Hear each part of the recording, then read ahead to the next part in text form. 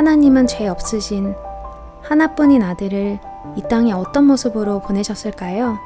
이곳에 그 마음을 경험한 사람들의 이야기가 있습니다. 이제 아내가 딱 전화 와가지고, 여보, 양수 터졌어.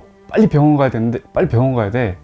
어떻게 해야 될까 갑자기 찾아왔기 때문에 저희는 그 어떤 뭐 준비도 안 되어 있고, 뭐 병원 갈 준비도 안 되어 있고, 폐가 아직 그 미성숙해서 호흡하는 데 있어서도 어렵고, 이제 그런 부분이 있기 때문에 좀 더 큰 병원으로 가야 된다. 그냥 바로 인큐베이터 그 작은 박스 상자 안에 딱 들어가서 이제 산소호흡기 끼고 그 신생아 중환자실에 들어가야 된다 그래서 이제 간호사들이 바로 데리고 나오더라고요. 그냥 저도 찍 지나가는 거, 예. 그냥 그것만 보고 절대 일반인은 들어올 수 없다고 하더라고. 보호자 여도. 그리고 이제 촬영은 동영상 촬영 한 번만 해줄 수가 있고, 애기가 그 안에 있는 동안에는 면회는 뭐 절대 안 되고. 그래서 아이가 이제 2주 만에 퇴원을 어렵게 하게 됐고, 조리원에 함께 있은 지 4일째 되던 날 아침에 아이를 안았는데 아이가 숨을 쉬지 않는 거예요.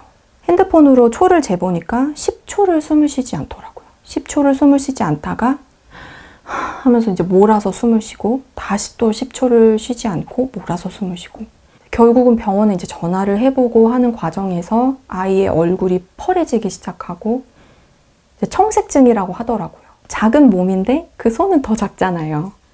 근데 그 작은 손에 어른용 링겔이 꽂혀져 있고, 코로 이제 산소 주입관을 했는데 다시 신생아 중환자실로 보내면서 본 마지막 모습이거든요. 이름을 계속 부르고 조금이라도 눈을 좀 떠줬으면 싶었는데 눈을 전혀 뜨지 못하고. 지금 상황이 갑자기 좀 무서운 상황이 왔습니다, 하나님. 이 상황에서 어떻게 해야 될지 모르겠습니다, 하나님. 근데 또 그때 하나님이 주신 마음이, 그래 천서가 네가 고백한 것처럼 이 아이는 내 자녀야. 그렇기 때문에 내가 이 아이를 내가 지킬 거고, 내가 보호하고, 내가 키울 거고, 너는 걱정하지 마.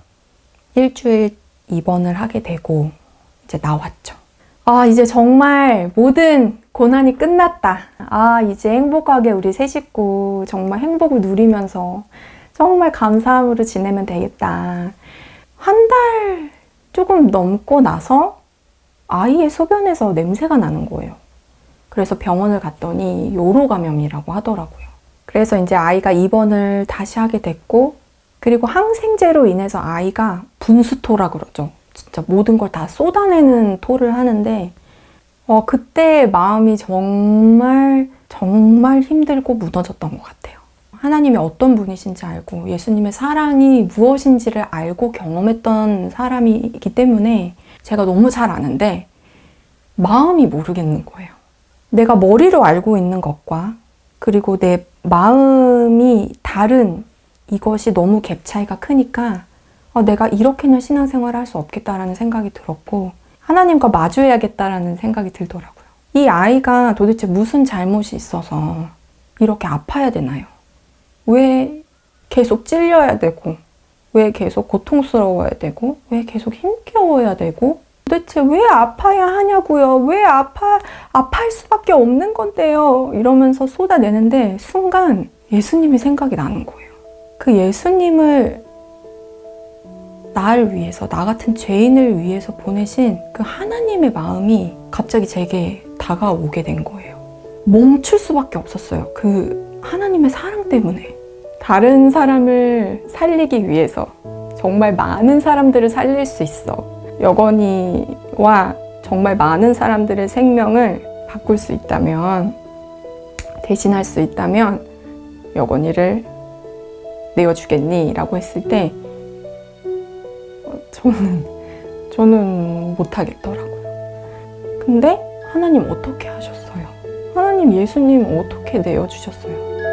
하나님이 세상을 이처럼 사랑하사 독생자를 주셨으니 이는 그를 믿는 자마다 멸망하지 않고 영생을 얻게 하려 하심이라. 그 예수님이 찢기시고 온갖 고난과 그런 어려움들을 어떻게 지켜보셨어요?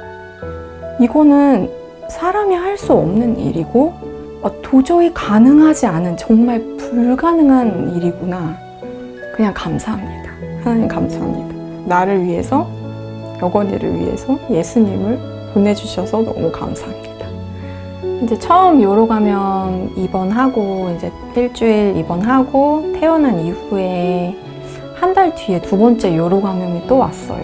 그러고 또 2달 뒤에 요로감염이 또 왔거든. 그래서 입원을 또 하게 됐는데 저를 향한 하나님의 사랑보다 여건이를 향한 하나님의 사랑이 어떤지를 제가 이제 깨닫고 나니까 정말 하나님이 그런 말도 안 되는 사랑을 예수님을 통해서 보내주셨다면 내가 할 수 없는, 내가 도저히 할 수 없는 그런 불가능한 사랑을 여건이를 위해서 베푸셨다면 내가 걱정할 게 뭐가 있을까? 그때부터 지금까지 단 한 번도 요로감염으로 입원한 적이 없고 저체중이었던 애가 지금은 이제 과체중으로 오히려 몸무게를 걱정할 그런 건강한 몸을 가지게 됐습니다. 더 이제 여건이 낳고 나서 이제는 좀 믿음이라는 부분이 하나님과의 관계에 있어서 실제적인 어떤 믿음이 좀 적용되는 것 같고 하나님 아버지라고 볼 수 있는 어떤 하나님 아버지와 자녀된 나 사이에 그런 부분에 대한 믿음이 더 직접적으로 생기게 되는 그런 차이가 개인적으로 느끼고 있습니다. 여건이의 힘든 이 아팠던 시간들을 가지지 않았다면 내가 그 사랑의 깊이를 과연 느낄 수 있었을까? 지금도 여건이가 아팠었던 그때를 생각하면 그냥 감사밖에 생각이 나지 않고 떠오르지 않고 자녀의 아픈 모습을 볼 때 느껴지는 부모의 아픈 마음, 예수님을 가장 낮은 곳에 태어나게 하신 아버지의 마음은 어떠셨을까요? 그는 주 앞에서 자라나기를 연한 순 같고 마른 땅에서 나온 줄기 같아서 고운 모양도 없고 풍채도 없은즉 우리의 보기에 흠모할 만한 아름다운 것이 없도다. 사실 전혀 몰랐었는데 11주 때 이제 하혈을 되게 심하게 했어요. 조산기, 유산기 있으니까 다 90% 흘러내릴 거야 이러시더라고요. 그랬는데 7개월 말에 이제 생각지도 않게 갑자기 수술해서 이제 이렇게 조산아로 태어나. 처음 봤는데 이제 피떡이라는 얘기, 피떡이 같은 진짜 온몸이 시뻘개요 그냥. 온몸이 시뻘개고 안에 이제 혈관들이 다 보이고 3일 만에 이제 뇌출혈이 일어났어요. 그걸로 인해서 이제 대두증이 생긴 거예요. 이제 머리에 물이 빠져 내려가야 되는데 못 내려가니까 물이 계속 차면서 머리가 커지는 거죠. 뭐 한 7개월, 9개월 거기 이제 인큐베이터에 들어가 있었는데 모든 기능들이 콩팥도 어렵고 안 좋고 그래서 지금 수술해도 죽고 수술 안 해도 죽는다. 이제 당장 와서 이제 마음의 준비를 해라. 눈이 아이가 빨가면서 눈빛이 엄마 저 너무 힘들어요. 눈을 보는데 저한테 그렇게 얘기하는 것 같은 거예요. 그래서 이제 그 자리에서 도저히 있을 수 없으니까 이제 병원에 나와서 그때 사람이 보든 말든 그냥 벤치에 앉아서 정말 펑펑 울었어요. 소리 내면서. 그러면서 이제 제가 할 수 있는 건 정말 기도밖에 없더라고요. 당시 병원에서 진짜 울면서 기도를 했어요. 진짜 이 아이만 살려달라고. 그런 상황들이 하나님 정말 이게 하나님의 뜻입니까? 예? 제가 이렇게 더 하나님을 찾고 있는데 이게 상황이 이렇게 더 안 좋아집니까? 좀 뭐 만지지도 못하고 그냥 가서 바라만 봐야 되고 해줄 수 있는 게 아무것도 없어서 하나님 앞에 하나님 한 번만 만져.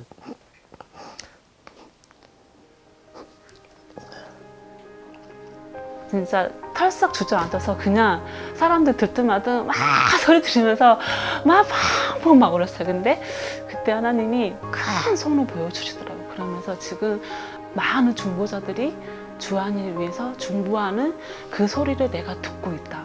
그러면서 하나님이 그렇게 만나주시고 그러면서 그 이후로 아이가 급속하게 많이 이렇게 좋아지면서 하나님이 정말 이렇게 기적으로 이렇게 살아있게 하시고 이렇게 그 가운데서도 하나님이 진짜 이렇게 붙잡아 주셨던 것 같아요. 근데 어느 날부터 이제 그 장갑을 끼고 이렇게 만져도 된다고 그러는 거예요. 그래서 인큐베이터 속으로 이렇게 손만 넣어서 이렇게 장갑을 끼고 이렇게 만질 수가 있더라고요. 주한이 정말 이제 한 번만 또 안아보게 해주세요. 그렇게 기도를 했더니 꺼내갖고 이제 안을 수 있는 또 그런 상황이 오고 또 좀 지나니까 이제 또 퇴원까지 하게 되고. 제자들이 심한 간풍을 만났을 때 예수님이 그 말씀하셨잖아요. 안심하라, 내니 두려워하지 마라. 정말 정확한 음성을 주시더라고요. 그러면서 그때 선생님이 나오셨는데 어머니 살아났어요 그러시더라고요. 그러면서 그런 이제 가정들이 있어서 그래서 주한이가 주님의 은혜와 사랑과 기적으로 태어난 한 생명 이름을 짓게 하시더라고요 하나님께서. 그래서 주한이를 통해서 먼저 하나님과 관계 회복. 그래서 저는 그게 너무 감사해요. 예수님이 이 땅에 오신 이후 나 같은 죄인을 위해서 그리고 다른 수많은 죄인들을 구원하고 치유해 주시기 위해서 그렇기 때문에 나도 다른 사람들을 향해서 나아갑니다. 그 많고 많은 그 장애인 엄마들 가운데 왜 하나님 나를 선택해서 그 마음을 되게 많이 주셨어요. 제가 오히려 병원 생활을 진짜 기쁘게 감사하게 감당할 수 있었던 게 영혼들을 만나 주신 거예요. 이제 하나님 복음을 전하게 하고 그 엄마가 저 사람은 뭐지? 우리 애보다 더 아픈 것 같은데 왜 저렇게 반갑게 우리 어머님한테 말을 시키고 우리 애보다 더 아픈데 뭐가 저렇게 기쁘지? 그 가운데서 하나님이 저에게 이제 그런 마음을 주셨어요.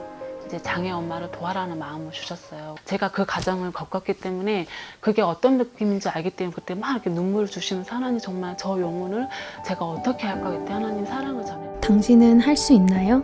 하나님처럼 내 생명과도 바꿀 수 없는 자녀를 죄인을 위해 내어줄 수 있나요? 하나님이 주한이를 왜 우리 가정에 보내주셨을까? 뭐 때문에 주한이에게 이런 상황을 만들어 주시고 이렇게 하는지 계속 하는데 날 위해서, 절 위해서, 널 위해서다 이런 마음을 계속 주시더라고요. 하나님은 우리가 하나님의 사랑으로 예수님이 필요한 사람들을 향해 나가길 원하십니다. 이런 하나님을 잃어버린 영혼들 저는 사실 그래요. 그래서 지금도 재활병원 가는 게 정말 엄청난 갑질부리거든요. 체력이 약하기 때문에 온 힘이 다 빠지더라고요. 그래서 정말 피하고 싶고 그 십자가를 정말 피하고 싶고 정말 또 이렇게 그런 부분들이 되게 많았었는데 저 가운데 하나님이 그런 사명을 주셨던 것 같아요. 하나님 아버지도 정말 예수님의 그 십자가를 이렇게 감당했을 때 하나님도 이렇게 모든 것을 다 해결해 주실 수 있으시지만 그냥 나를 위해서 정말 나를 위해서 정말 이렇게 십자가를 할 수밖에 예수님 십자가를 감당할 수밖에 없기 때문에 그냥 하나님 아버지도 그냥 가만히 있을 수밖에 없는 그 마음을 되게 부어주시면서 그때 내 안에 정말 이렇게 하나님을 신뢰하지 않았던 그런 회개와 그때 깊은 정말 그런 예수님의 십자가를 이렇게 만나게 하셨던 것 같아요. 하나님은 연한 순과 같고 마른 땅에 나온 줄기같이 고운 모양도 없는 예수님을 통해 우리에게 새 생명과 구원을 주셨습니다. 우리 삶에 이보다 더 큰 사랑이 어디에 있을까요?